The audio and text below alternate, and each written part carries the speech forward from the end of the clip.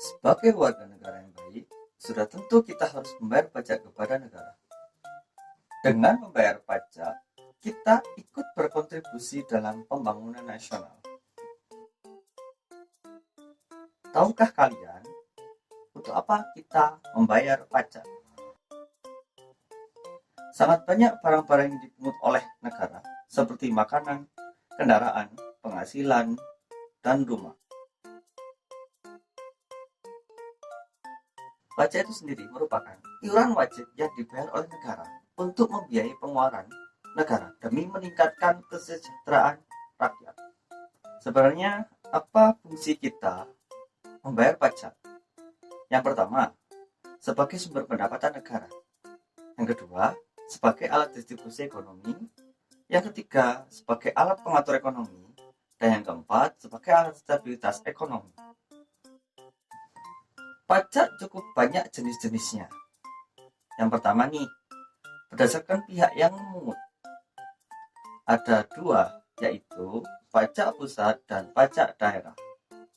Pajak pusat itu merupakan pajak yang dikelola oleh pemerintah pusat dan hasilnya untuk pembiayaan APBN, seperti contohnya rumah, PPN, barang atau makanan, atau gaji.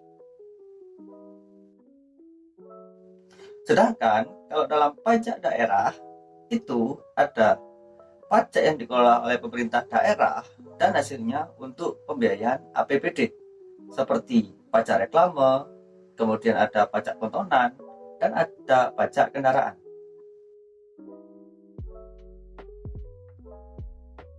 Yang kedua, berdasarkan sasarannya, ada pajak subjektif dan ada pajak objektif.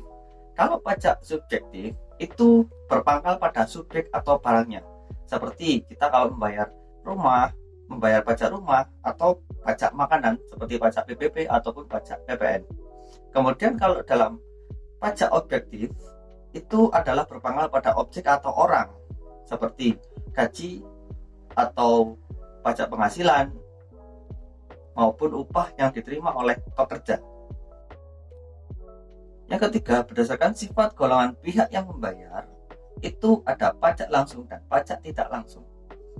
Jika pajak langsung, itu adalah pajak yang bebannya harus ditanggung oleh wajib pajak yang bersangkutan dan tidak dapat dialihkan kepada pihak lain, seperti PPh, pajak penghasilan, maupun dari PBB, pajak bumi dan bangunan.